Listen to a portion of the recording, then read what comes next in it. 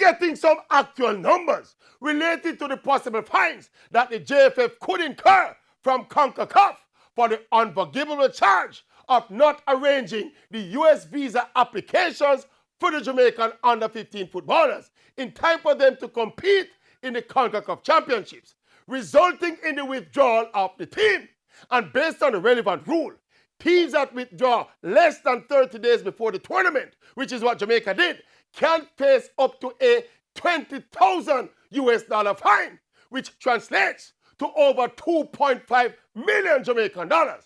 Now, for a federation that is already hundreds of millions of dollars in debt, struggling to make ends meet, in other words, a federation will have no money. When the JFF going to get $2.5 million to pay over to CONCACAF, they're going to pinch it off on the Reggae Girls World Cup money.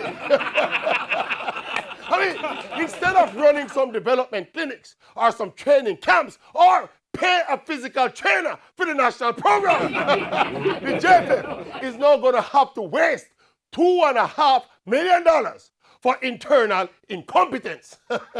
And you know, when the Maverick talk about these things, Mr. Ricketts and him friend them, so we don't like him. And we have fight against him and Ray and Tay. But Mr. Ricketts, the Maverick don't need to fight against you because you and your Gen Sec have fight against yourself. Yes.